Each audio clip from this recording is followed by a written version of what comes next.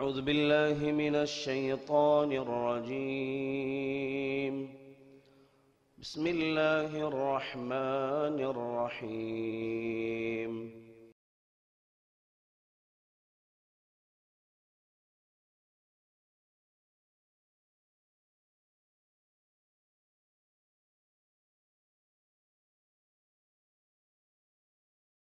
السلام عليكم ورحمة الله وبركاته. إن الحمد لله نحمده ونستعينه ونستغفره ونعوذ بالله من شرور أنفسنا ومن سيئات أعمالنا. من يهده الله فلا مضل له ومن يضلله فلا هادي له. وأشهد أن لا إله إلا الله وحده لا شريك له وأشهد أن محمدا عبده ورسوله. أما بعد، فقد قال الله تعالى في القرآن العظيم: أعوذ بالله من الشيطان الرجيم. يا أيها الذين آمنوا اتقوا الله حق تقاته ولا تموتن إلا وأنتم مسلمون. وقال نبينا صلى الله عليه وسلم: إن أصدق الحديث كتاب الله وخير الهدي هدي محمد صلى الله عليه وسلم وشر الأمور محدثاتها كل محدثة بدعة وكل بدعة ضلالة وكل ضلالة في النار. எல்லாம் வல்ல அல்லாஹுவின் நல்லடியார்களே, கண்ணியத்திற்குரிய பெரியோர்களே, சகோதரர்களே, அன்பர்களே, அல்லாஹ் ஜல்லஷானு தஆலா அவனின் பெருங்கருணையினால் நாம் ரமலான் மாதத்தினுடைய 4வது நாளிலே குர்ஆன் தப்சீர் என்கின்ற இந்த நிகழ்வில் ஒவ்வொரு நாளும் லுஹருக்கு பின்னால் சிறிது நேரம் உரையாற்றப்படுகின்ற அந்த செய்தி நம்முடைய உள்ளத்தில் இறையச்சத்தையும் அல்லாஹ்வினால் நமக்கு நல் ஹிதாயத்தும் கிடைக்க வேண்டும் என்கின்ற உயரிய நோக்கத்தோடு, இதன் காரணமாக மறுமையில் மாபெரும் வெற்றி கிடைப்பதற்கு அல்லாஹ் உங்களுக்கும் எனக்கும் அருள் பாலிப்பானாக என்கின்ற இந்த பிரார்த்தனையோடு, நேற்றைய தினத்தில் அல் குர்ஆன் ஓர் அற்புதம் என்கின்ற தலையங்கத்தில் ஆரம்பித்து இந்த திருமறை குர்ஆனில் இந்த உலகத்தினுடைய இறுதி காலகட்டம் வரை இந்த குர்ஆன் உண்மையான விஷயங்களை உணர்த்தி கொண்டே இருக்கும். நீங்கள் புதுசாக எதனை கண்டுபிடித்தாலும் அவைகள் குர்ஆனால் ஏற்றுக்கொள்ளப்பட்ட ஒன்றாக இருக்கும். குர்ஆனால் கூறப்பட்ட ஒன்றுதான் சத்தியமாகவும் இருக்கும். மற்றபடி அவரவர்களுடைய சிந்தனையில, தத்துவத்தில் அல்லது புதிய புதிய கண்டுபிடிப்புகள் எதுவாக இருந்தாலும் நாளடைவிலே அவைகள் அனைத்தும் மறைந்துவிடும் என்பதுதான் உண்மை.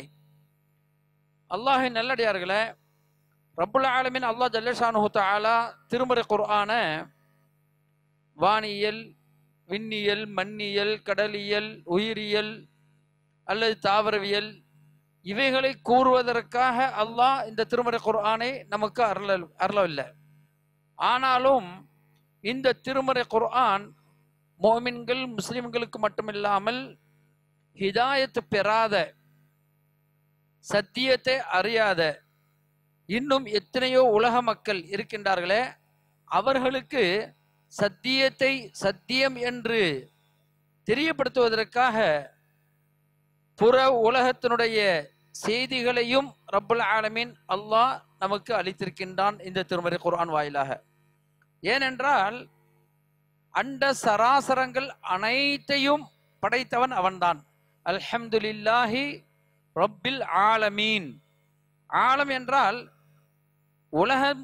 உலகத்தை ஒட்டி இருக்கக்கூடிய எல்லாவற்றையும் படைத்து பரிபாலிக்கக்கூடியவன் தான் ரப்புல் ஆலமீன் அல்லாஹ்.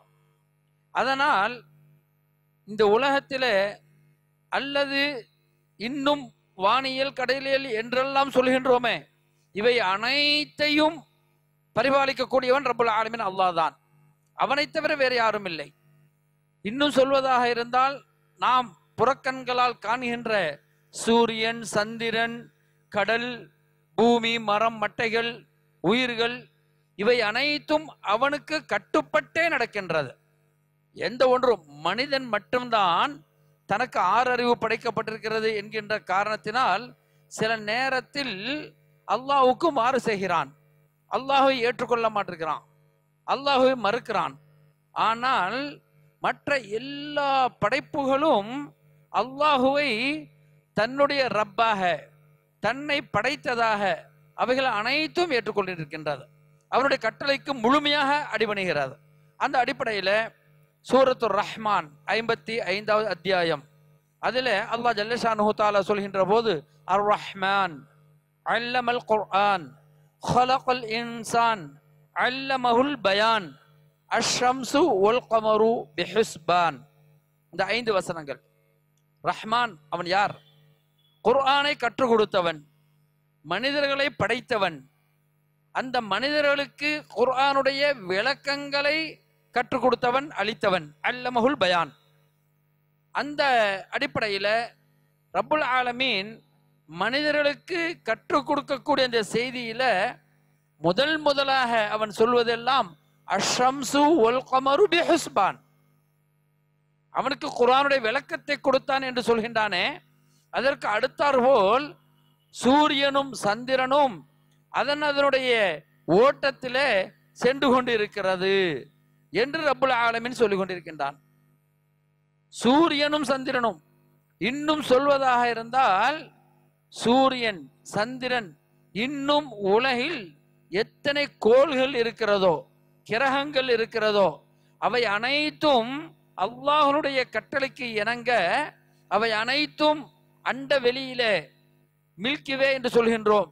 இதே போன்று எத்தனையோ மில்கிவேகள் இருக்கிறது. அவைகள் அனைத்திலும் இருக்கக்கூடிய எல்லா கோள்களும் நீதி கொண்டிருக்கின்றது என்பதனை சூரத்துல் அம்பியா என்கின்ற 21வது அத்தியாயத்தில் குல்லுன் ஃபீ ஃபலகி யஸ்பஹூன், குல்லுன் அனைத்து கிரகங்களும், ஃபீ ஃபலகின் யஸ்பஹூன் அதனுடைய ஓட்டத்திலே, அதனுடைய பாதையிலே அவைகள் மாறாமல் நீந்து கொண்டே இருக்கிறது என அல்லாஹ் ஜல்லஷானஹு தஆலா சொல்லி காட்டுகின்றார். அப்ப நீந்துவது, விரைகிறது, ஓடுகிறது என்றால் அதனுடைய இஷ்டத்தில் அல்ல. மனிதன் வேண்டுமானால் தன்னுடைய விருப்பத்தில் என்ன வேண்டுமானால் செய்வான். அல்லாஹ் இஹ்தியார் கொடுத்துட்டான், நமக்கு ஆப்ஷன் பண்ணிட்டான். நல்லது இது, கெட்டது இது. நீ நல்லது எடுத்தா உனக்கு சொர்க்கம், கெட்டது எடுத்தா நரகம். நமக்கெல்லாம் ஆப்ஷன் இருக்கிறது. ஆனால் மற்ற படைப்புகள் இருக்கிறதே, அவைகள் அனைத்தும் அல்லாஹ்வுடைய முழு கட்டளைக்கு இணங்கி செல்கிறது என்றால் அதனுடைய வேகம் 9 லட்சம் கிலோமீட்டர் வேகத்தில் ஒரு நொடியில சூரியன் ஓடினாலும் அந்த 9 லட்சம் கிலோமீட்டர் வேகத்தில் தான் போய்கொண்டே இருக்கும். அது கோடை காலத்தில் ஒரு வேகமும் குளிர்காலத்தில் குறைவாகவும் அந்த வேகம் இருக்காது. அதே போன்று ஏற்றத்தாழ்வாகவும், சில காலத்தில் ரொம்ப உயரத்திலேயும் சில காலத்தில் தாழ்ந்ததாகவும், எவைகளும் அதனுடைய ஓட்டத்திலிருந்து ஒருபோதும் விலகாது. அப்படி விலகி இருந்தால் என்ன நிலை இருக்கும்? அண்ட சராசரம்னு சொல்றமே, இந்த பூமின்னு சொல்றமே, இது எல்லாம் அழிந்து இருக்கும். இம்மி அளவு அவன் சென்டிமீட்டருங்கிறான், இன்ச்சுங்கிறான், எந்த அளவுக்கு இருந்தாலும் அதனுடைய ஓட்டத்தை விட்டு அது இறங்கி வந்தால் அவை அனைத்தும் அழிந்து விடும். எனவே அதனுடைய ஓட்டத்தில் தான் செல்கிறது. இதனை நாம் கண்களால் பார்த்து நம்மால் கணிக்க முடியாது. ஆனாலும் நவீன இந்த யுகத்தில் எவ்வளவு விஞ்ஞான கண்டுபிடிப்புகள் இருக்கின்ற இந்த காலத்தில் அதனையும் நாம் காண முடிகின்றது. உதாரணத்திற்கு அக்டோபர் 2ஆம் தேதி நம்ம எல்லோருக்கும் தெரியும், காந்தி மண்டபம், நினைவு மண்டபம் என்று சொல்லக்கூடிய அந்த இடத்துல அக்டோபர் 2ஆம் தேதி 12 மணிக்கு சரியாக அவர்கள் ஒரு இடத்தை வைத்திருக்கிறார்கள். அந்த இடத்துல சூரிய ஒளி படும். மற்ற நாட்களில் அந்த சூரிய ஒளி அதிலே படாது. ஏன்? அது காந்தி மகானா, அவர் அற்புதத்தை காட்டுகின்றாரா, அதிசயத்தை செய்கின்றாரா? ஒன்றும் இல்லை. இறந்து விட்டால், மரணித்து விட்டால், அது காந்தியாவாக இருந்தாலும் சரி, அல்ல யாராக இருந்தாலும் மனிதன் மனிதனாக இறந்து விட்டான் என்ற அடிப்படையில் அவனால் ஒன்றும் செய்ய முடியாது. ஆனால் அந்த இடத்தில் சரியாக அந்த ஒளிப்படுகிறது என்றால் எப்படி? அஷ்ஷம்சு வல் கமரு பிஹுஸ்பான், அதனுடைய ஓட்டத்தில் சரியாக சூரியன் ஓடுகின்றது, அந்த பாதையிலே ஓடுகின்றது. வருஷத்துல நீங்க எந்த இடத்தில் எந்த ஒளியை பார்க்கிறீர்களோ அந்த ஒளி அந்த இடத்தில் படாமல் ஒருபோதும் மாறாது.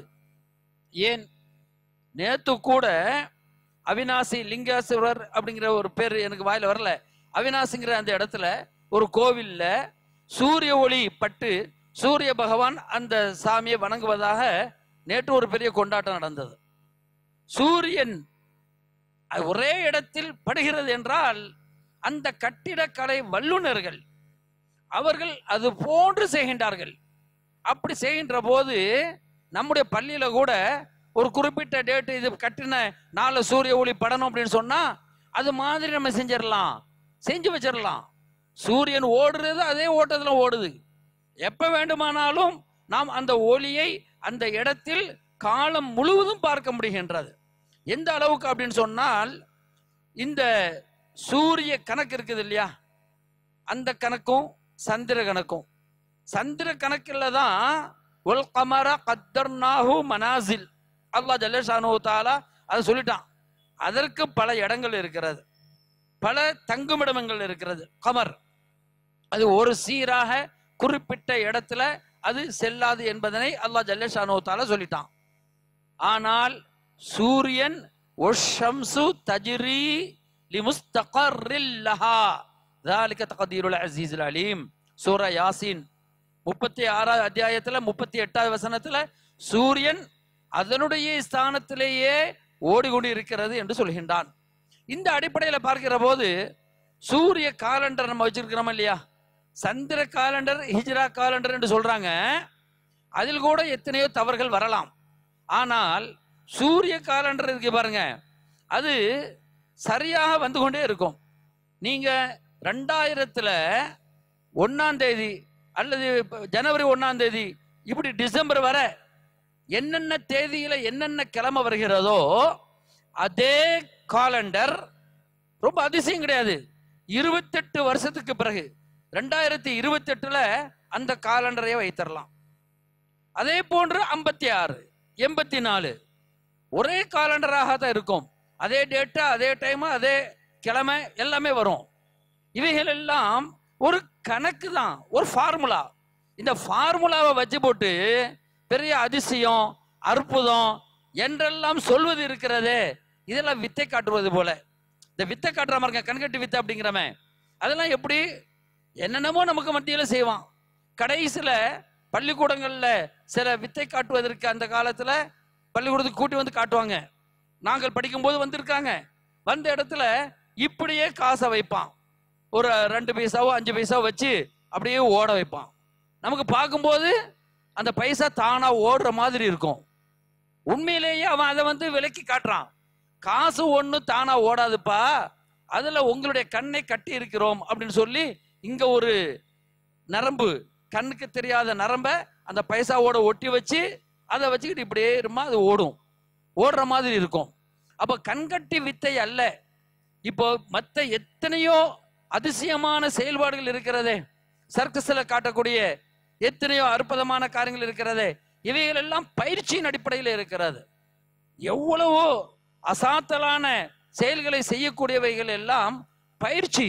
அந்த பயிற்சி செய்தால் நீங்களும் செய்யலாம், நானும் செய்யலாம், அல்லது நம்மில் எந்த ஒரு மனிதராவது அந்த பயிற்சியின் அடிப்படையில் அந்த அற்புதங்கள் அதிசயங்கள் என்று சொல்கின்றோமே இவைகள் எல்லாம் செய்யலாம். ஆனால் இவைகளை பக்தியின் அடிப்படையில் அல்லது நாத்திகத்தின் அடிப்படையில் ஒன்று மறுக்கவோ அல்லது அதனை மூட நம்பிக்கையாக ஏற்றுக்கொள்வதோ இருக்கிறது. குர்ஆன் அடிப்படையில் ஈமான் கொண்டவர்கள் இந்த படைப்புகள் அனைத்தும் அல்லாஹ்வுடைய ஆற்றல், அல்லாஹ்வுடைய சக்தி, அல்லாஹ்வுடைய கட்டளைக்கு முழுமையாக அது கட்டுப்படுகிறது என்பதனை மட்டும்தான் நாம் காண முடியும். எந்த அளவுக்கு உங்கள் எல்லோருக்கும் தெரியும், சூரிய கிரகணம், சந்திர கிரகணம், இவைகள் எல்லாம் சொல்கின்ற போது எப்படி இந்த வருஷத்துல இத்தனாவது தேதியில இந்த நேரத்துல சூரிய கிரகணம் வரும், சந்திர கிரகணம் வரும், எப்படி கண்டுபிடிக்க முடிகிறது? அதனுடைய ஓட்டம் ஒரே சீராக இருக்கின்ற காரணத்தினால் சூரியனுக்கும் பூமிக்கும் மத்தியில சந்திரன் சூரியனுடைய ஒளியை மறைத்தால் அது சூரிய கிரகணம். அதே போன்று பூமிக்கும் சந்திரனுக்கும் மத்தியில பூமி சூரியனுடைய ஒளியை சந்திரனுக்கு மறைத்தால் அது சந்திர கிரகணம். இது சிம்பிளான ஒரு மேட்டர். அல்லாஹ் ஜல்லஷானு தஆலா எல்லாவற்றையும் நாம் விஞ்ஞானம் என்று சொல்கின்றோம். விஞ்ஞானத்திற்காக குர்ஆன் அருளப்படவில்லை, மாறாக இவை அனைத்தும் அற்புதம் அதிசயம் என்று சொல்வதை விட அல்லாஹ்வுடைய குத்ரத், அல்லாஹ்வுடைய சக்தி, அவனுடைய ஆற்றல், அவனுக்கு முழுமையாக கட்டுப்படக்கூடிய இந்த அண்ட சராசரங்கள் இதுதான் காரணம் என்று இப்பொழுது பல விஞ்ஞானிகள் அதனை உண்மைப்படுத்துகின்றார்கள். எந்த அளவுக்கு அப்படின்னு சொன்னா, நாம் எல்லாம் படிக்கின்ற போது ஒரு 60 70 1960 70 படிக்கின்ற காலத்துல நமக்கு கற்றுத்தந்த விஷயம் என்ன? பூமி தன்னைத்தான் சுழல்வதனால் என்ன ஏற்படுது? பகலும் இரவும் 24 மணி நேரம் என்று சொல்கின்றோம். அதே நேரத்தில் பூமியை சந்திரன் சுற்றி வருவது, அப்படி அது தன்னுடைய ஓட்டத்தில் சுற்றி வந்து இறுதியாக வருகிற போது 30 நாட்கள் அல்லது 29 நாட்கள், நபி அவர்களுடைய வார்த்தையின் அடிப்படையில் அது மாதம், ஒரு மாதம் அப்படிங்கிறோம். சூரியன் அதே இடத்தில் இருக்கிறது. பூமி சூரியனை அப்படிதான் சொல்லி தருவாங்க, ஒரே இடத்தில் சூரியன் இருக்கிறது. அந்த சூரியனை பூமி சுற்றி வந்தால், முழுமையாக சுற்றி வந்தால் அதற்கு பெயர் தான் 365 நாட்கள், ஒரு வருடம் என்று நமக்கு படித்திருந்தார்கள். இந்த இடத்துல சூரியன் சுற்றுகிறது, சூரியன் சுழல்கிறது என்று அன்று யாராவது படித்து தரவில்லை. ஆனால் அல்லாஹ் ஜல்லஷானு தஆலா அருமையான ஒரு வார்த்தை, சூரியன் தன்னுடைய பாதையிலே தன்னுடைய இருப்பிடத்திலே சுழன்று கொண்டே இருக்கிறது என்பதனை அல்லாஹ் ஜல்லஷானு தஆலா எப்பொழுதும் சொல்லியிருக்கிறான். இதனால் தான் நாம் சொல்கின்றோம், முஹம்மது நபி ஸல்லல்லாஹு அலைஹி வஸல்லம் அவர்களால் இதனை அன்று கணித்திருக்க முடியுமா? யாருக்காவது தெரியுமா? எத்தனையோ நூற்றாண்டுகளாக கண்டுபிடிக்க முடியாத இந்த செய்தியை சமீபத்தில் அந்த சூரியன் என்ன செய்து கொண்டிருக்கிறதாம்? குறைந்தது ஒரு நொடிக்கு 50,000 கிலோமீட்டர் வேகத்தில் சுழன்று கொண்டே இருக்கிறது என்று இப்பொழுதுள்ள விஞ்ஞானி அதனை சொல்கின்றார்கள். கண்ணியத்திற்குரிய சகோதரர்களே, பெரியவர்களே, அல்லாஹ் ஜல்லஷானு தஆலா அவன் விஞ்ஞானத்தை உண்மைப்படுத்துவதற்காக அனுப்பினான்? இல்லை, அவனுடைய படைப்பு, அவனுடைய படைப்பு அவனுக்கு கட்டுப்படுகிறது. இதன் வாயிலாக மனிதர்களே, உங்களுக்கு அறிவையும் ஆசையும் படைத்து உங்களுக்கு தந்து எனக்கு கட்டுப்படுங்கள் என்று கட்டளையிடுகின்றான். அவை கட்டுப்படுகிறது, நீங்கள் கட்டுப்படுங்கள் என்பதற்காகத்தான் அல்லாஹ் ஜல்லஷானு தஆலா ஒவ்வொரு விஷயத்தையும் காட்டுகின்றான். இதன் வாயிலாக நபிகள் நாயகம் ஸல்லல்லாஹு அலைஹி வஸல்லம் அவர்களுக்கு இதிலே என்ன பங்கு இருக்கிறது? ஏதாவது ஒரு பங்கு இருக்கிறதா? சூரியனை நிறுத்தினார்களா? சந்திரனை நிறுத்த முடியுமா? அப்படியே ஒன்று சந்திரனை பிளப்பதாக இருந்தாலும் அது யாருடைய கடமையாக இருக்க வேண்டும்? யாருடைய கட்டளையின் அடிப்படையில் இருந்திருக்க வேண்டும்? ரப்புல் ஆலமீன் அல்லாஹ் ஜல்லஷானு தஆலா அவனுடைய கட்டளையின் அடிப்படையில், நான் ஒரு நபி, நான் ஒரு ரசூல், இறைவா இந்த மக்களுக்கு சந்திரனை பிளந்து காட்டு என்று சொன்னால் அல்லாஹ் அதனை பிளந்து காட்டுவான். இதுதானே நடக்கின்றது. ஆனால் இவ்வளவு அதிசயங்களையும் அற்புதங்களையும் விண்வெளியில் நடக்கின்ற அனைத்து அணு அசைவுகளையும் அல்லாஹ் ஜல்லஷானு தஆலா செய்து காட்டுவதாக சொல்கின்ற இந்த வசனங்கள், இது நபி தன்னுடைய நாவினால் சொல்லவில்லை, தன்னுடைய அறிவினால், தன்னுடைய புத்தியினால், தன்னுடைய சிந்தனையினால் சொல்லவில்லை. மாறாக இவை அனைத்தும் அல்லாஹ் ஜல்லஷானு தஆலா அவன்தான் அருளினான் என்பதை நாம் உறுதிப்படுத்தி அந்த அல்லாஹுவின் தூதராக முஹம்மது ஸல்லல்லாஹு அலைஹி வஸல்லம் அவர்கள் இருக்கிறார்கள் என்பதற்காகத்தான். ஏனென்றால் அல்லாஹ் ஜல்ல ஷானுஹு தஆலா முஹம்மது ஸல்லல்லாஹு அலைஹி வஸல்லம் அவர்களை நாம் எல்லாம் ஈமான் கொள்ள வேண்டும், இறை தூதராக ஏற்றுக்கொள்ள வேண்டும் என்பதற்காக அனுப்பப்படுவதற்கு இந்த குர்ஆன் முழுமையான ஒன்றாக இருக்கிறது. ஏனென்றால் இந்த குர்ஆனை அல்லாஹ் சொல்கின்ற போது சூரத்து நிசா 4வது அத்தியாயத்தில் 82வது வசனத்திலேயும் சூரா முஹம்மத் 47வது அத்தியாயத்தில் அல்லாஹ் ஜல்ல ஷானுஹு தஆலா சொல்கின்ற போது எப்படி சொல்கின்றான்? அஃபலா யததப்பரூனல் குர்ஆன், குர்ஆனை நீங்கள் சிந்திக்க மாட்டீர்களா, குர்ஆனை ஆராய மாட்டீர்களா? ஒவ்வொரு தினமும் குர்ஆனை படியுங்கள், குர்ஆனை ஓதுங்கள்.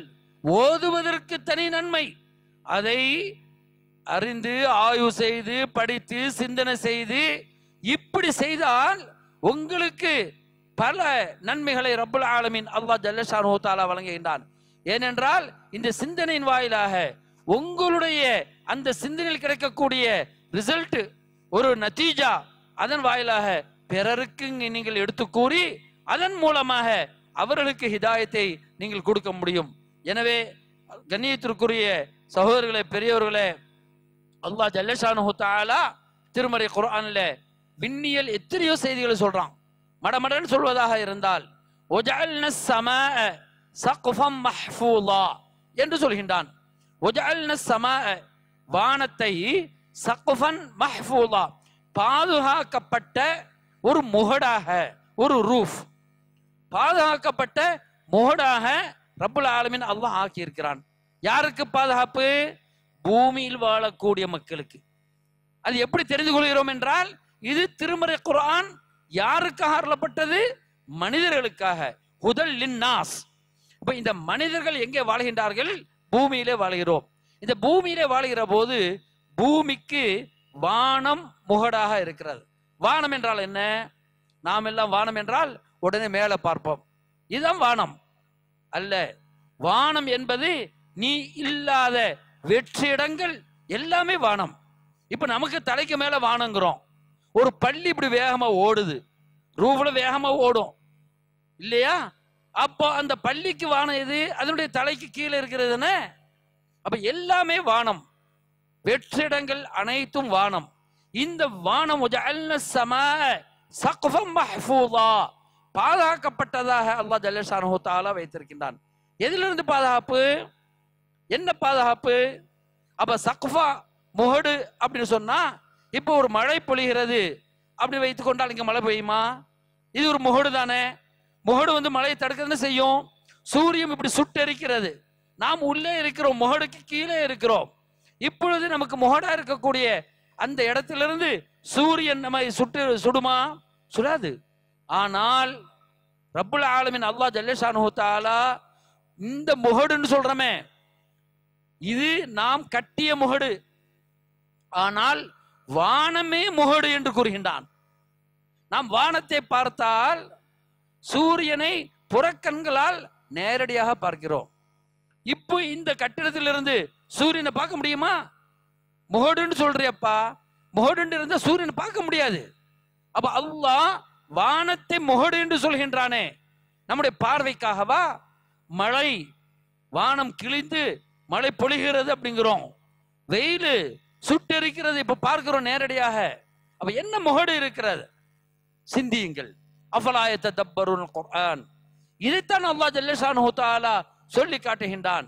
1400 வருஷத்திற்கு முன்பு நபிகள் நாயகம் ஸல்லல்லாஹு அலைஹி வஸல்லம் அவர்களுக்கு அருளப்பட்ட இந்த வசனங்கள் சஹாபாக்கள் ஏற்றார்கள். அவருடைய காலத்திற்கு அவர்கள் அதனை ஏற்றார்கள். இப்பொழுது எவ்வளவோ சிந்தனைகளும் எவ்வளவோ விஞ்ஞான உண்மைகளும் வந்து கொண்டிருக்கக்கூடிய இந்த காலத்துல அந்த முகடுக்கு என்ன அர்த்தம், என்ன பொருள் என்று பார்த்தால், ஒன்று மட்டும் நாம் சொல்லி அடுத்த சப்ஜெக்டுக்கு போவோம். கண்ணியத்திற்குரிய பெரியவர்களே, சகோதரர்களே, பொதுவாக சூரியனை சுற்றி 9 கோள்கள், நவக்கிரகங்கள் என்று தமிழில் சொல்வார்கள். அது தமிழ் அல்ல, 9 கோள்கள் இருக்கிறது. அந்த 9 கோள்களிலே ரொம்ப பூமிக்கு நெருக்கமான ஒன்று என்றால் அது சந்திரன். சந்திரனும் பூமியும் சகோதரர்களை போன்று இல்லையா? சூரியன் பூமியை சுட்டுகிறது, சந்திரன் பூமி சூரியனை சுட்டுகிறது, பூமியை சந்திரன் சுட்டுகிறது. இப்படி ஒன்றுக்கொன்று இருக்கிறது. அப்போ பூமியும் சந்திரனும் சூரியனிடமிருந்து சமமான ஒரு தூரத்திலே அல்ல, ஏற்றத்தாழ்வாக போனால் 1,00,000 கிலோமீட்டர் அந்த அளவுக்கு தான் ஏற்றத்தாழ்வு இருக்கும், அந்த அளவுக்கு கூட இல்லை. அப்ப சந்திரனும் பூமியும் சூரியனிடத்திலிருந்து 15 கோடி கிலோமீட்டர் தூரத்திலே இருக்கிறது என்பதனை கணக்கிட்டு இருக்கின்றார்கள். அந்த கணக்கெல்லாம் ஒரு ஃபார்முலா படிச்சா உங்களுக்கு தெரிஞ்சிடும். அதாவது லைட்ஸ் இயர் அப்படிம்பாங்க. லைட்ஸ் இயர்ன்றா என்ன அர்த்தம்? ஒளி ஆண்டு அப்படிங்கிறான். அப்ப லைட்ஸ் இயர்ன்றா காலத்தை கணக்கிடுவது அல்ல. லைட்ஸ் இயர் என்பது இடத்தை கணக்கிடுவது, எவ்வளவு தூரம் என்பதனை கணக்கிடுவது. அப்போ அந்த சூரியனுக்கும் பூமிக்கும் இடையில சூரியனிலிருந்து பூமிக்கு ஒளி வந்து அடைய கிட்டத்தட்ட 8 நிமிடங்கள் ஆகிறது. அந்த ஒளியினுடைய வேகம் ஒரு நொடிக்கு 3 லட்சம் கிலோமீட்டர் அந்த ஒளி பாய்கிறது. இப்ப கணக்கு பார்த்துக்கிறங்க, கிட்டத்தட்ட 15 கோடி கிலோமீட்டர் சூரியனுக்கும் பூமிக்கும் மத்தியில. அப்போ சந்திரனுக்கும் அதே அளவுதான் இருக்கிறது. பூமிக்கும் சந்திரனுக்கும் அந்த 15 கோடி கிலோமீட்டர் தான். இதுல என்ன விஷயம் அப்படின்னு சொன்னால், என்று ரப்புல் ஆலமீன் சொன்னானே, அந்த முகடு இங்க தான் இருக்குது. அவன் சந்திரனுக்கு சொல்லல, செவ்வாய் புதன் கிரகத்துக்கு சொல்லல, வெள்ளிக்கு சொல்லல. அவன் சொன்னதெல்லாம் செவ்வாய்ங்கிறது மார்ஸ் அப்படிங்கிறான் இல்லையா, அந்த கிரகங்களுக்கு சொல்லல சுகுஃபன் அப்படின்னு. எதை சொல்கின்றான்? என்று சொல்வது பூமிக்கு. அப்ப பூமிக்கு முகடு இருக்கிறது என்றால் சந்திரனுக்கு இல்லை என்றால் ஒரு வித்தியாசம் தெரியணும். என்ன வித்தியாசம்? சூரியனிலிருந்து நமக்கு அடிக்கக்கூடிய அந்த வெயிலினுடைய செல்சியஸ் ஆக கூடியது 42 வரும். 45 வந்துட்டா அந்த சூட்டுல உஷ்ணத்துல செத்துட்டாண்டு வரும் இல்லையா, மனிதர்கள் இறந்துட்டார்கள் என்று வருகிறது. அது 40க்கு மேல போயிட்டா வயதானவர்கள் மற்றும் சிறுவர்கள் இயலாதவர்கள் இறந்து விடுவார்கள். அப்ப அந்த செல்சியஸ் 37 தான் நம்முடைய உடல் சூடுங்கிறோமே, எல்லாம் அந்த கணக்கு தான். அப்ப அந்த செல்சியஸ் 37 நார்மலா இருக்கிறதா இருந்தால், அப்போ தூரம் ஒன்று. தூரம் சந்திரனுக்கும் பூமிக்கும் ஒரே தூரம். இந்த சூரியனுடைய ஒளி, அதனுடைய சூடு சந்திரனில் எவ்வளவு இருக்க வேண்டும்? இதே 37 தானே இருக்கணும், இதே 42 தானே இருக்கணும். கூடுனா 50 இருந்துட்டு போகுது, தொலைஞ்சு போகுது. அப்படியா இருக்குது? இல்ல. அல்லாஹ் ஜல்லஷானஹு தஆலா அங்க முகடை ஏற்படுத்தல. அதனால என்ன ஏற்படுது தெரியுமா? பூமியில் இருக்கக்கூடிய சூட்டை விட 3 மடங்கு, கிட்டத்தட்ட 125க்கு மேல் அங்கே செல்சியஸ் இருப்பதாக சொல்கின்றார்கள். ஏன்? அந்த உஷ்ணத்தை ரப்புல் ஆலமீன் அல்லாஹ் ஜல்லஷானஹு தஆலா மனித சமுதாயம் வாழ வேண்டும் என்பதற்காக அங்க முகடுகளாக நமக்கு ஆக்கியிருக்கிறான் என்று ரப்புல் ஆலமீன் சொல்லி காட்டுகின்றான். நாம் ஆக்கினோம் என்று சொல்கின்றான். இன்னும் எத்தனையோ விஷயங்கள் நம்ம சொல்லலாம். அந்த சூரிய ஒரு கேலக்சி அப்படிம்பாங்க, மில்கி வே அப்படிங்கிறான். இந்த மில்கி வேல சூரியன் என்கின்ற ஒரு கேலக்சியில 9 கோள்கள், இதே போன்று எத்தனையோ 1000 கோடி கேலக்சிகள் இருப்பதாக என்று சொல்கின்றார்களே. அது குர்ஆன் எப்படி சொல்லுகின்றது தெரியுமா? சூரத்து தாரியாத் 51வது அத்தியாயத்தில் 47வது வசனத்தில் ரப்புல் ஆலமீன் அல்லாஹ் ஜல்லஷானஹு தஆலா சொல்கின்றான், வஸ்ஸமாஅ பனைனாஹா பிஐதின். இந்த வானங்களை நாம் தாம் ஆக்கினோம், நாங்கள் தான் நிர்மாணித்தோம், அதனை கட்டினோம். பனைனா வீடு கட்டுறோம் இல்லையா, இந்த வானங்களை நாம் தான் நிர்மாணித்தோம். ஐதின் எங்களுடைய சக்தி, எங்களுடைய கரங்கள், இவைகளை கொண்டு ஆக்கினோம் என்று சொல்லிவிட்டு அல்லாஹ் சொல்றான், வானத்தை உருவாக்கி விட்டு அந்த வானம் அமைதியாக இருக்கவில்லை. நாம் பார்க்கின்ற வானம் இருக்கிறது, இந்த வானம் விசாலமாக ஆகிக்கொண்டே இருக்கிறது. மூசிஊன், ஏதோ ஒரு குறிப்பிட்ட வரைக்கும் தான் அது பெருசாகும் அப்படின்னு இல்லை. அதனை நாம் விசாலமாக ஆக்கி கொண்டே இருக்கிறோம். அதனாலதான் இப்ப சொல்றான், இந்த கேலக்சி போன்று எத்தனையோ கோடி கேலக்சி இருக்கிறது. ஒவ்வொரு கேலக்சிக்கு கீழே நம்ம சூரிய குடும்பத்தை போன்று பல 1000 கோடி சூரிய குடும்பங்கள் இருக்கிறது என்றெல்லாம் சொல்லி, இவைகளெல்லாம் எவ்வளவு தூரம், அதனுடைய தூரத்தை, டிஸ்டன்ஸ், அதை சொல்லும் போது கிலோமீட்டர் கணக்கில் சொல்லல. அவன் சொல்வதெல்லாம் 1000 ஒளி ஆண்டுகள் என்று சொல்கின்றான். ஒரு நிமிடமே, ஒரு வினாடியே 3 லட்சம் அப்படிங்கிறோம் ஒளியினுடைய வேகம். அப்ப இதை கணக்கிட்டு பார்த்தால் எத்தனை ஜீரோக்கள் போட வேண்டி வரும். அவர்களே ஒப்புக்கொள்கின்றார்கள், விஞ்ஞானிகளே ஒப்புக்கொள்கின்றார்கள். இவைகளெல்லாம் இன்னும் விசாலமாக கொண்டே இருக்கிறது. ஒரு சில நாட்களுக்கு முன்பு நான் படித்த ஒன்று, மிகப்பெரிய ஒரு கருங்குழி. அந்த கருங்குழியில சூரியன் உள்ளே போனால் திரும்ப வராது. நம்ம சூரியன் இல்லை, நம்ம வாழக்கூடிய சூரியனை ரப்புல் ஆலமீன் நமக்காக வைத்திருக்கிறான். அந்த சூரியனும் அல்லாஹ்வுடைய மிகப்பெரிய ஒரு காரணங்கள் இருக்கலாம், அதற்காக படைத்திருக்கின்றான். அந்த கருங்குழியில் ஒரு நாளைக்கு பல 1000 சூரியன்கள் உள்ளே நுழைகிறதாம். சூரியன், அந்த சூரியன் என்றாலும் நாம் பார்க்கின்ற இந்த அளவுக்குள்ள சூரியன் அல்ல, இதை விட பன்மடங்கு பெரிதா இருக்கக்கூடிய சூரியன்கள். அப்போ அண்ட சராசரங்கள் என்கின்ற அந்த வார்த்தை நம்முடைய கற்பனைக்கே எட்ட முடியாத அளவிற்கு அல்லாஹ் ஜல்ல ஷானுஹு தஆலா அதனை மூசிஊன், நாம் என்ன செய்திருக்கிறோம், விசாலமாக்கி கொண்டிருக்கிறோம் என்று சொல்கின்றான். கண்ணியத்திற்குரிய சகோதரர்களே, பெரியோர்களே, அன்பர்களே, ரப்புல் ஆலமீன் வானத்தை மட்டும் சொல்லவில்லை, நாம் பார்க்கின்ற சமுத்திரம், சமுத்திரத்தை பற்றி தான் என்னென்ன சொல்லியிருக்கிறான். இவைகளெல்லாம் விரிவஞ்சி நான் சுருக்கமாக சொல்வதாக இருந்தால், அதே சூரத்து ரஹ்மான் 55 அத்தியாயத்துல மரஜல் பஹ்ரைனி யல்தகியான் பைனஹுமா பர்ஸகுன் லா யப்கியான். சுப்ஹானல்லாஹ், பாருங்க, யாருக்கு தெரியும், கடலை பற்றியும் ரப்புல் ஆலமீன் சொல்கின்றான். 2 கடல்கள், மரஜல் பஹ்ரைன் யல்தகியான், அவர்கள் சேருவதற்கு முனைகின்றன. ஆனால் பைனஹுமா பர்ஸகுன், அந்த 2 கடலுக்கு மத்தியிலே பர்ஸக் என்கின்ற ஒரு திரை இருக்கிறது. லா யப்கியான், அது அதனை தடுத்து விடுகிறது. 2 கடல். நாமெல்லாம் இந்தியாவிலேயும் அதிலும் குறிப்பாக கன்னியாகுமரிக்கு அருகே இருக்கிறோம் சார். ஒரு 110 கிலோமீட்டர் போயிட்டா கன்னியாகுமரி. அங்கே சந்திப்பது முக்கடல். 3 கடல்கள் சந்திக்கிறது. பார்த்தால் எல்லாம் ஒரே பக்கமா தனியா தான் இருக்கும். 3 கடலும் நமக்கு ஒரே கடலாகத்தான் தெரியும், இல்லையா? ஆனால் அந்த பைனஹுமா பர்ஸகுன், அவைகளுக்கு மத்தியிலே ரப்புல் ஆலமீன் திரை வைத்திருக்கின்றான். அது நல்ல தண்ணீர் கடலாகவும் உப்பு தண்ணீர் கடலாகவும் இருந்தாலும் கூட அதுவும் ஒரு இடத்துல சொல்லி காட்டுகின்றான் ரப்புல் ஆலமீன் அல்லாஹ் ஜல்ல ஷானுஹு தஆலா. சரியா? உப்பு தண்ணியும் நல்ல தண்ணியும் இருக்கக்கூடிய அந்த இடத்துலையும் நாம் பர்ஸக வச்சிருக்கோம். அந்த திரையினால் இங்குள்ள தண்ணி அங்கேயோ, அங்குள்ள தண்ணி இங்கேயோ போகவே போகாது. சுப்ஹானல்லாஹ், எவ்வளவு பெரிய இது!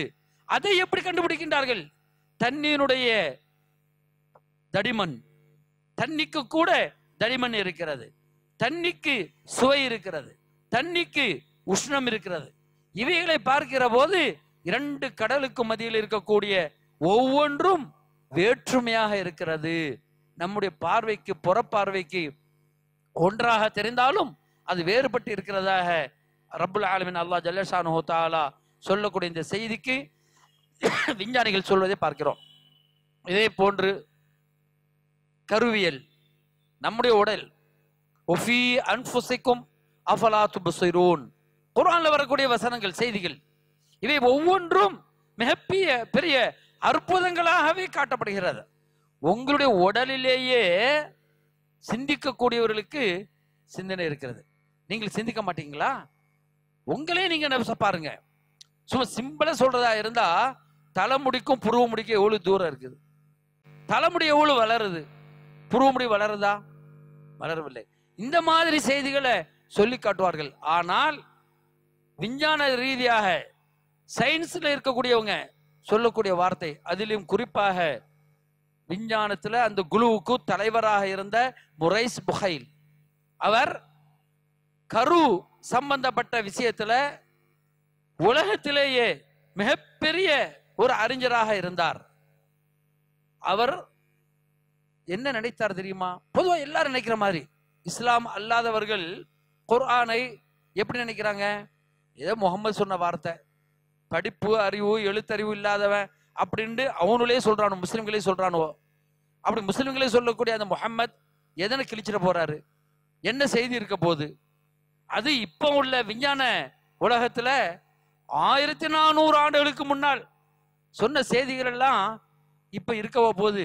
அதெல்லாம் அப்படி தூசி தட்டின மாதிரி எல்லாவற்றையும் நம்ம என்ன செஞ்சிடலாம், பொய்ப்படுத்திடலாம் அப்படிங்கிறது சிந்தனை தான் குறிப்பாக விஞ்ஞான ரீதியாக உள்ளவர்களுக்கு அந்த சிந்தனை இருந்து கொண்டே இருக்கிறது. அப்போ இந்த முரைஸ் புகைல் அதில் ஒருவராக இருந்தார். குர்ஆனை படித்தார். அவர் எதிலே தேர்ச்சி பெற்றவரோ அந்த விஷயத்தை ஆராய்கிறார். அப்போ கருவை பற்றி குர்ஆன் என்ன சொல்லுது? முகமது வயிற்றை கிழிச்சு பார்க்க முடியுமா? இப்ப ஆபரேஷன் பண்ணியாராம். விஞ்ஞானி தேவையில்லை. ஒரு டிசிஜியா அந்த டாக்டர் டிஓஜி என்னமோ சொல்லுவோம் இல்லையா, அந்த டாக்டரை என்ன செஞ்சாப்ல, வயிற்றை கிழிச்சு பிள்ளையை எடுத்தாராப்ல. விஞ்ஞானத்துக்கு போக வேண்டிய அவசியமே இல்லை. இந்த முரைஸ் புகைல் வயிற்றினுடைய உள்ரங்கம் ஃபுல்லாக பார்க்கக்கூடியவர், ஆராய்ச்சி செய்யக்கூடியவர். அவர் திருமறை குர்ஆனுடைய வசனங்களை பார்க்கிறார். கருவை பற்றி என்ன சொல்லுகிறது? சுப்ஹானல்லாஹ். சூரத்துல் முஃமினூன் 23வது அத்தியாயத்துல அதுக்கு அடுத்த ஆயத், அதில் சொல்லக்கூடிய இந்த செய்தி, ரப்புல் ஆலமீன் அல்லாஹ் ஜல்ல ஷானுஹு தஆலா குழந்தைகளை எப்படி விந்து துளியிலிருந்து இரத்த கட்டியாக்கி அதற்கு பிறகு சதை கட்டியாக்கி கொண்டு வருகிறான் என்று திருமறை குர்ஆனில் சொல்லப்பட்டிருக்கிறதே, அதனை பார்க்கிறார். பார்த்து அலகா என்கின்ற ஒரே ஒரு விஷயம், சூரா இக்ரா அதுல வரக்கூடிய அலக், ஹலகல் இன்சான மின் அலக் இல்லையா? அலக்கிலிருந்து நாம் படைத்தோம் என்று சொல்கின்றானே, அலக்க என்றால் என்ன? நம்ம எல்லாரும் என்ன சொல்லுவோம்? அலக் அப்படிங்கும் போது ஒரு தொங்கிக் கொண்டிருக்கக்கூடிய ஒன்று என்று படிச்சு தருவோம் இல்லையா? சதை கட்டின்னு சொல்லி தருவாங்க. அது ஒட்டிக்கிட்டு இருக்கும். ஆனால் அந்த விஞ்ஞானி அவர் சொல்கின்றார், கருவில அது போன்று ஒன்று இல்லை. குர்ஆன் உண்மையாக இருந்தால் இதை சொல்லி இருக்காது. அலக் என்பதற்கு சதைக்கட்டி என்கின்ற அர்த்தமோ இரத்த கட்டி என்கின்ற அர்த்தமோ கண்டிப்பாக இருக்காது என்று சொல்கின்றார். அதற்காக வேண்டி அவர் அரபி மொழியை கற்கிறார். கற்று அலக் என்பதற்கு நாம் எல்லாம் ஹேங்கர் போடுவோம் இல்லையா, துணி, அதற்குத்தான் அரபியிலே முஅல்லக் அப்படின்னு சொல்லுவாங்க. அரபி தெரிஞ்சவங்க, அரபு நாட்டில் இருந்தவங்களுக்கு தெரியும். சட்ட துணியை கொழுவி போடுறதுக்கு அந்த முஅல்லக் எடுத்துட்டு வாப்பா அப்படிம்பாங்க. அந்த அலக் அதுதான் உண்மை. எனவே அந்த கருவிலே அல்லாஹ் ஜல்ல ஷானுஹு தஆலா நாம் விந்து துளியாக இருந்து இரத்த துளியாக மாறி பிறகு தொங்கக்கூடிய அந்த தூங்குனா குருவின்னு சொல்லுவாங்க இல்லையா, அத மாதிரி தாயினுடைய கருவறையில தொங்கக்கூடியதாக இருக்கின்றோம். அந்த தொங்கக்கூடிய அந்த வார்த்தையை ரப்புல் ஆலமீன் உபயோகப்படுத்தியிருக்கின்றான். அலகத்தின் என்கின்ற வார்த்தை உபயோகப்படுத்தியிருக்கிறான். எனவே அலகா என்கின்ற இந்த வார்த்தை தொங்கக்கூடியது என்பதனுடைய பொருளை தருகின்ற காரணத்தினால் இந்த திருமறை குர்ஆன் அதிலே என்னால் அதனை மறுக்கவோ பொய்ப்படுத்தவோ ஒரு காலமும் முடியாது. எந்த மனிதன் ஒரு நாளும் இதனை சொல்லி இருக்கவே முடியாது. இப்படி ஒன்று இருக்கிறது என்பதனை அன்றைய காலத்தில் மனிதன் அறவே சிந்திக்கவே முடியாது. எனவே இதனை படைத்த அல்லாஹ் அவன் சொன்ன வார்த்தையாகத்தான் இருக்கும் என்று கூறி அவர் அந்த முடிவை எடுத்தவுடன் ஷஹாதத் கலிமா சொல்லி இஸ்லாத்தை ஏற்றார் என்கின்ற அந்த செய்தியை பார்க்கிறோம். இன்னும் விஞ்ஞானிகள் பாருங்கள் என்றுதான் சொல்றோம். முஸ்லிம்களாகிய நீங்க தான் என்னமோ எதுவுமே சிந்திக்கிறது இல்லை, எதையுமே படிக்கிறது இல்லை, அப்படியே ஒரு பக்திக்காக அல்லது வேறு எதற்காகவோ படித்து கொண்டு போறோம்.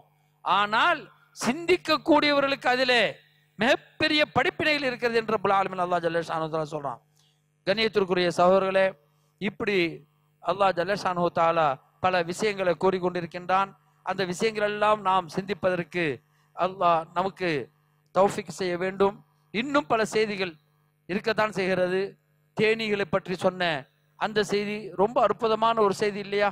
வௌஹா ரப்புக இலன் நஹ்லி அனித்தஹதி மினல் ஜிபாலி புயூதன் வ மினஷ் ஷஜரி வ மிம்மா யஅரிஷூன் ثم كلي من كل ثمرات فسلكي سبل ربك ذللا يخرج من بطونها شراب مختلف الوانه فيه شفاء للناس.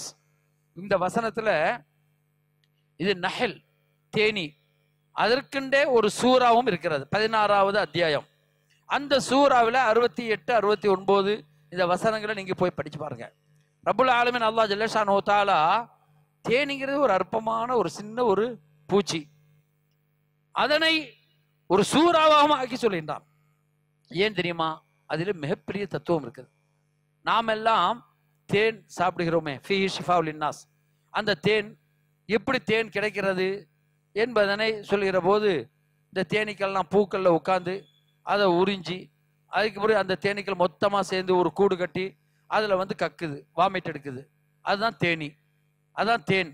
அப்படிங்கிற மாதிரி நாம் எல்லாம் ஒரு காலத்தில் நினைச்சோம். இன்னும் சிலர் நினைப்பாங்க, அந்த தேனி அதனுடைய கழிவு அந்த தேனை தன்னுடைய பின்துவாரத்தால அவைகள் அனைத்தும் வெளியிடுகிறது, அதுதான் தேன் அப்படின்னு நம்ம சொன்னோம்.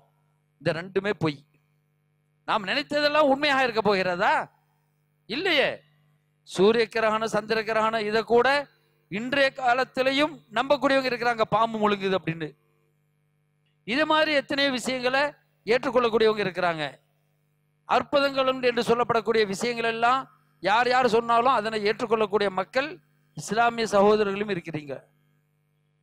ஆனால் இந்த இரண்டு பொய்யாகுவதற்கு காரணம் ரப்புல் ஆலமீன் அல்லாஹ் அந்த வசனத்தில் சொல்கின்றான், யஹ்ருஜு மின் புதூனிஹா ஷராபுன் முக்தலிஃபுன் அல்வானு. அதனுடைய வயிற்றிலிருந்து, பின்துவாரத்தில் அல்ல, ரப்புல் ஆலமீன் வயிற்றிலிருந்து அதற்கு ஒரு தொலை, ஒரு ஓட்டை கொடுத்து அதிலிருந்து தேனை அல்லாஹ் வடிகட்டுகின்றான்.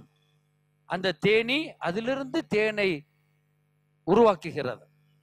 இப்ப இது சொல்லிட்டான் அல்லாஹ், புத்தூனிஹான்னு சொல்லிட்டான், வயிற்றிலிருந்து வருது அப்படின்னு. இது சொன்னது யாரு? நபிகள் நாயகம் ஸல்லல்லாஹு அலைஹி வஸல்லம். அப்ப ஆராய்ச்சி பண்ணக்கூடியவங்க என்ன நினைப்பாங்க? இப்படிலாம் ஒண்ணு இருக்கவா போகுது அப்படின்னு ஆராய்ச்சி பண்ணக்கூடியவர்கள் இப்பொழுது ஆராய்ச்சி செய்து தேனுடைய வயிற்று பகுதியில் கழிவுக்கு என்று ஒரு ஓட்டையும், இந்த தேனை உருவாக்குவதற்கென்று இன்னொரு ஓட்டையும் இருப்பதாக ஆராய்ச்சியின் மூலம் கண்டுபிடித்திருக்கின்றார்கள். அதனுடைய வயிற்றிலே இருக்கிறது. சுப்ஹானல்லாஹ், பாருங்க. இப்படி ஒவ்வொரு விஷயத்தையும் தாவரவியல் எடுத்துக்கொண்டாலும், எதை நீங்கள் ஆராய்ச்சிக்காக எடுத்துக்கொண்டாலும் அதில் இருக்கக்கூடிய ஆழ்ந்த உண்மைகளை, சத்தியத்தை திருமுறை குர்ஆன் சொல்லிக் கொண்டே இருக்கும். நம்முடைய காலத்துல நாம பார்க்கிறோம், இப்பெல்லாம் வந்து சாதாரண விஷயமா ஐடி, ஏஐ அப்படின்னு போயிட்டே இருக்கிறோம்.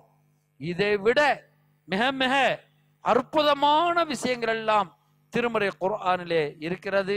நம்முடைய காலத்தில் இருக்கின்ற இந்த காலகட்டத்தில் எது உண்மையோ அதனை நாம் ஏற்றுக்கொள்கின்றோம். நம்முடைய காலத்திற்கு பிறகு ஒரு நூற்றாண்டு காலமோ அல்லது 200 நூற்றாண்டுகளுக்கு பிறகோ நடக்கின்ற அதிசயங்களாக இருக்கட்டும், விஞ்ஞானங்களாக இருக்கட்டும், எதற்கும் சவால் விடக்கூடிய ஒன்றாக ரப்புல் ஆலமீன் அல்லாஹ் ஜல்ல ஷானஹு தஆலா உலகம் அழிகின்ற வரை வாழுகின்ற குர்ஆனாக நமக்கு அருள் இருக்கின்றான். அந்த திருமறை குர்ஆனை இந்த ரமலான் மாதத்திலே அதிகமாக நாம் படித்து அதிலிருந்து பாடங்கள் பெற்று அதன் மூலமாக இறையச்சம் உடையவர்களாக நாம் எல்லாம் ஆகி அல்லாஹுவை மட்டும் வணங்கி அவனுக்கு கீழ்ப்படிந்து வாழ்வோமாக. ரப்புல் ஆலமீன் அல்லாஹ் ஜல்லஷானஹு தஆலா உங்களுக்கும் எனக்கும் தௌஃபீக் செய்வானாக. வ ஆகிரு தஅவானா அல்ஹம்துலில்லாஹி ரப்பில் ஆலமீன். அஸ்ஸலாமு அலைக்கும் வரஹ்மத்துல்லாஹி வபரகாத்துஹு.